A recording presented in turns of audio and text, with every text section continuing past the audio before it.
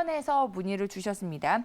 6701번님이고요. 인천 남동구 도림동에 630-1번지 도림주공 그린빌 2단지 아파트 현재 거주 중이십니다. 33평에 거주 중이신데 계속해서 보유할지 아니면 매도를 할지 향후 전망 여쭤보셨고요. 만약에 매도를 한다면 그 추가적인 계획을 이미 좀 세워두셨어요.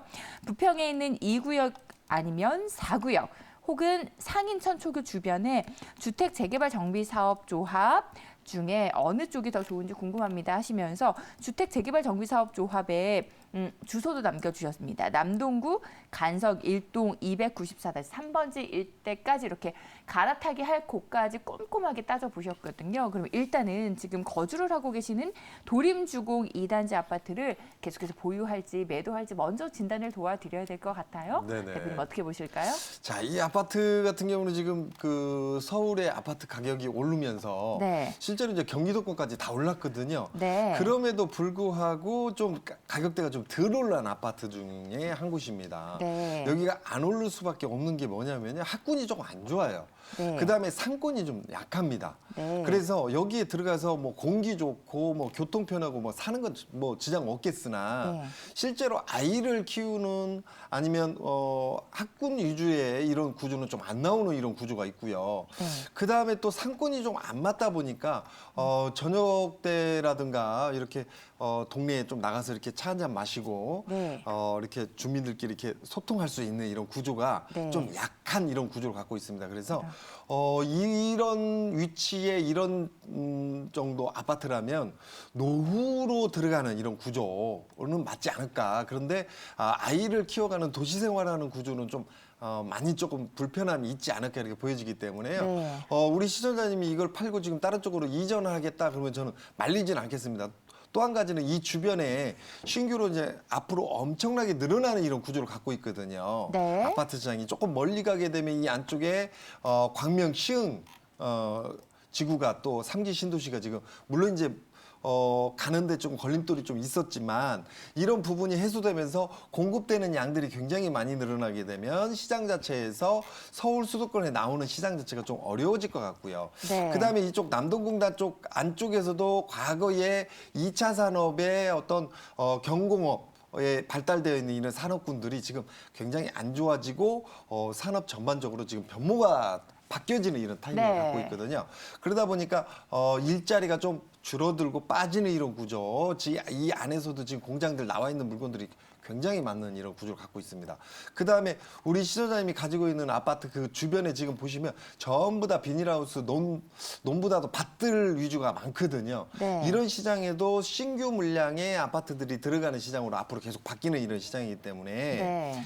기존 아파트 지금 지어진 지 거의 20년 차 돼가는 것 같고요. 네. 세대 수로는 한 700세대 조금 안 되는 600세대 한 중반 정도 되는 이런 아파트인데 네. 추가적으로 좀 가격이 더 올라갈 수 있는 힘 자체는 좀 약하다. 그래서 우리 시청자님이 만약에 갈아타신다면 아까 뭐 부평 2지구라고 하셨죠. 네. 부평 2지구하고 4지구 그다음에 간석 이렇게 말씀하셨는데요. 부평도 상당히 좋습니다. 부평도 이제 대기업이 하나 있는데 거기가 싹 미뤄지고 거기에 이제 아파트와 일자리가 좀 들어오는 이런 구조. 그다음에 이 주변에 부평구청역 주변으로 보시면 전부 다 지금 아파트들이 30년 차를 다 바라보고 있고요. 네. 이 아파트 말고 그 주변에 있는 단독주택지나 상가주택지도 지금 30년 차를 훨씬 넘어서 40년, 50년 차를 보고 달리고 있는 이런 형태고요. 네. 여기에 맞춰서 지금 부평 4지구, 2지구가 지금 재건축, 재개발 시장 들어가는 시장이고 이 바깥쪽으로 나면 또 청천지구 2지구가 또 개발이 이루어지고 있거든요. 네네. 그래서 전반적으로 이 시장은 쏟아지는 물량 10,000세대가 저는 훅건 넘어간다고 보여지거든요. 그래서 이 시장에 들어가는 것보다는 우리 시청자님이 생각하시는 간석동 쪽도 괜찮다 이렇게 보여집니다. 간석동 같은 경우는 인천시청이 있고요. 그다음에 일자리가 있고 이 주변도 간석동도 마찬가지로 재건축 재개발 시장에 들어가지만 부평보다는 작거든요. 그래서 지금 당장의 재건축 재개발 시장에 부평이나 간석이 동시에 들어갔을 경우에는 간석이나 부평이나 가격 상승 요인은 거의 똑같다고 보여집니다. 하지만 나중에 입주 물량으로 봤을 때는 간석이 좀 더 적다. 네. 이렇게 봤을 때는 입주 물량, 즉 공급 과잉이 일시에 좀 이뤄지는 이런 형태의 부평보다는 오히려 간석이 좋다 이렇게 보여지고요. 네. 간석 같은 경우는 지금 우리 시청자님 보시는 이 주변으로 만약에 들어간다면 시청역 주변이거든요. 네. 이 주변으로 들어가게 되면 거의 지금 현재도 더블 역세권인데 트리플 역세권. 거기에다가 GTX D 노선까지 들어가는 이런 구조.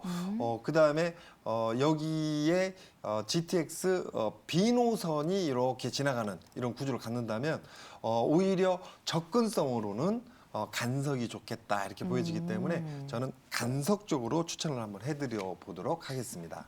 네, 이제 매도하고 간석 쪽으로 좀 갈아타기 계획을 꼼꼼하게 세워 보시면 될 것 같고요.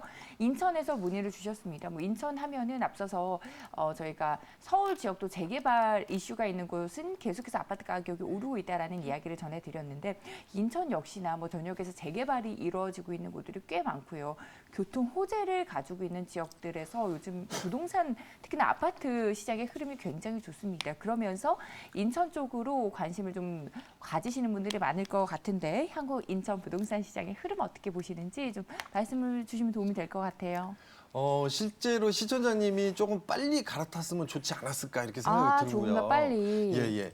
인천, 부평 이쪽으로도 실제로는 앞으로 추후 공급되는 양들이 굉장히 많아지는 시장은 맞습니다. 하지만 이 시장의 재건축, 재개발 이슈를 못할 수도 있었거든요. 네. 너무 많기 때문에. 그런데 실제로 서울 안쪽의 시장을 규제를 하다 보니까 네.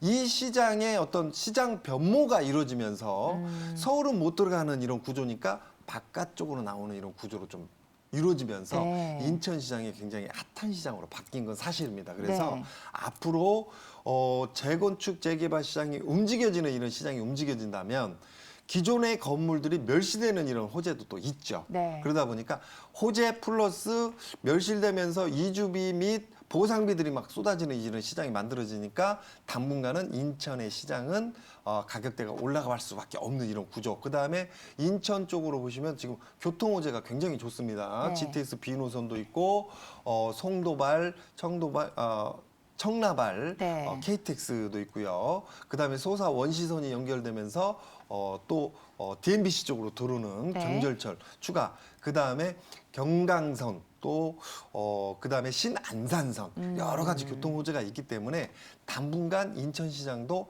주택 시장으로는 괜찮다 이렇게 보여집니다.